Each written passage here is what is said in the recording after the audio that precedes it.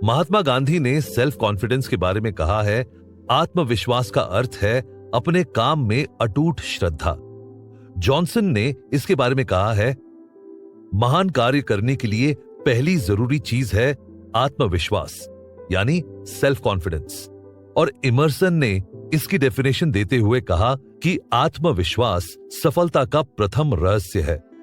ये सभी डेफिनेशन हमें बताती हैं कि सेल्फ कॉन्फिडेंस एक ह्यूमन के लिए कितना जरूरी है। जैसे स्टूडेंट्स में आपने अक्सर ये देखा होगा कि वो साल भर बड़ी मेहनत से पढ़ाई करते हैं, लेकिन जैसे जैसे एग्जाम्स पास आने लगते हैं उनका सेल्फ कॉन्फिडेंस नर्वसनेस की वजह से डगमगाने लगता है। इसको अच्छे से समझने के लिए हम अब आपको एक कहानी सुनाने जा रहे हैं, जिसमें एक अमित नाम के एक लड़के ने पूरे साल दिन रात पढ़ाई की, लेकिन एग्जाम हॉल में पहुंचते ही उसे बुरी तरह से घबराहट होने लगी। उसका मन हुआ कि वो वहां से वापस चला जाए, लेकिन वो ऐसा नहीं कर पाया। समहाउ उसने वो एग्जाम दिया और फिर जब रिजल्ट आया तो उसके मार्क्स बहुत कम थे।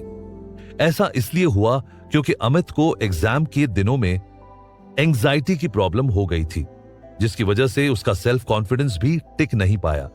अगर अमित ने एग्जाम के पास आने पर बिना किसी टेंशन के पढ़ाई की होती तो हमेशा टॉपर रहने वाला अमित कभी इतने कम मार्क्स नहीं लाता। एक्चुअली ऐसी प्रॉब्लम्स सिर्फ अमित को ही नहीं बल्कि हर तीसरे स्टूडेंट को होती है, लेकिन जो इन प्रॉब्लम्स पर कंट्रोल कर लेते हैं वो एग्जाम रिलैक्स होकर देते हैं, और जो टेंशन की वजह से अपना सेल्फ कॉन्फिडेंस खो देते हैं वो कम मार्क्स ही ला पाते हैं या फिर एग्जाम में फेल हो जाते हैं। अगर आप में भी ये कमी है तो आप इस एपिसोड को बड़े ध्यान से सुनें, क्योंकि इसमें सेल्फ कॉन्फिडेंस को बढ़ाने वाले कई टिप्स बताई जाने वाली है। चलिए उन्हें समझते हैं। आपने सुना होगा कि पुराने टाइम में जब लोग वॉर के लिए जाते थे तो वो पहले अपने दुश्मन को जान लेते थे, जिससे उन्हें उसके बारे में हर अच्छी और बुरी बात का पता चल जाता था और वॉर के टाइम उससे जीत भी सकता था। आप अपने दुश्मन को जाने बिना कभी भी हार नहीं सकते, और अगर आप नेगेटिव वाइब्स के साथ सेल्फ कॉन्फिडेंट बनना चाह रहे हैं तो आप ही अपने सबसे बड़े दुश्मन हैं। इसलिए पहले खुद को जानें, अपने थॉट्स को सुनना सीखें और उन्हें नोट करके एनालाइज करें कि आपकी सोच आखिर नेगेटिव क्यों है। इसके बाद अपनी उन कमियों को दूर करने की कोशिश कीजिए, जिससे आपके अंदर डेफिनेटली सेल्फ कॉन्फिडेंस बूस्ट हो जाएगा। हमेशा पॉजिटिव रहें, सभी लोगों से पॉजिटिव वाइब्स के साथ मिलें। ऐसा करने से आपके सारे काम एनर्जी और जोश से होंगे, जिससे जल्दी ही आपको अपने अंदर भी एक डिफरेंस फील होने लगेगा।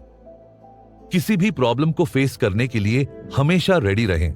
अगर आपको लगता रहेगा कि आप अच्छा नहीं कर पाएंगे तो सेल्फ कॉन्फिडेंस कहां से आएगा। किसी एग्जाम के बारे में सोचें जो बहुत टफ होने पर भी आपने दिया।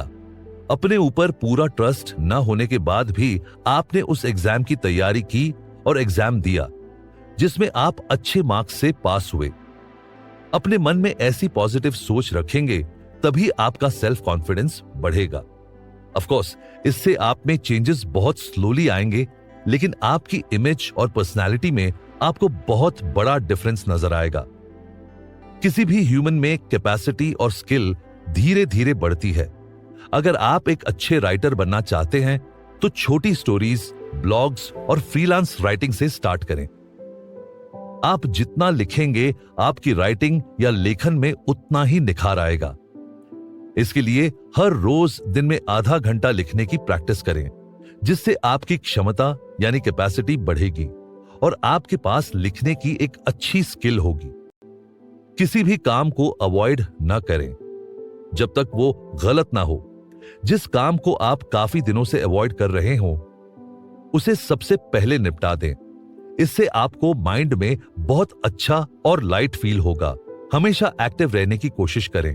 कुछ न करने से बेटर है कि कुछ करते रहें, क्योंकि नए नए काम करने से मिस्टेक्स तो होंगी, लेकिन वो भी आपको लाइफ में बहुत कुछ सिखाएंगी। ये भी लाइफ का ही एक पार्ट है। किसी भी बड़े और मुश्किल प्रोजेक्ट को करने में बहुत प्रॉब्लम आती है तो उसे ही छोटे छोटे टुकड़ों में बांट लेना उसे आसान बना देता है।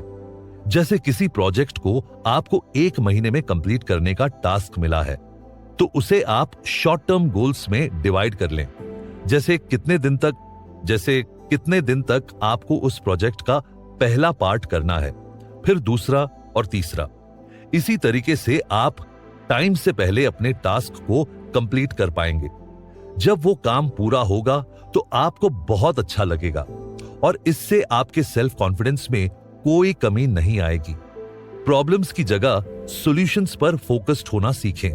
अगर आप सोचते हैं कि मैं मोटा और आलसी हूं, तो इस प्रॉब्लम पर अपना टाइम वेस्ट करने से अच्छा है कि उसका सॉल्यूशन निकाला जाए।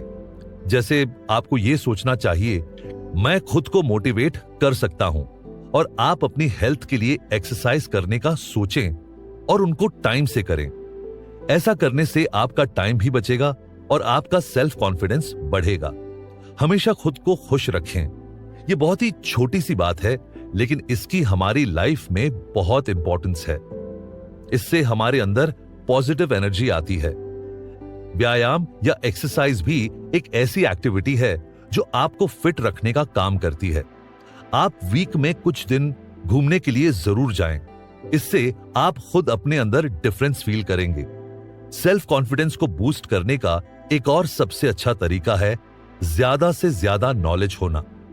इसलिए अपनी नॉलेज को बढ़ाने के लिए और किसी भी टाइप की इंफॉर्मेशन के लिए आप इंटरनेट या सोशल मीडिया का यूज कर सकते हैं। यहां पर आप दुनिया भर की बहुत सारी इंफॉर्मेशन जान सकते हैं। इसके अलावा आप बुक्स, जर्नल्स और एजुकेशनल इंस्टीट्यूशंस से भी हेल्प ले सकते हैं। और कुछ इन्हीं टिप्स के जरिए आप अपने सेल्फ कॉन्फिडेंस को बढ़ा सकते हैं।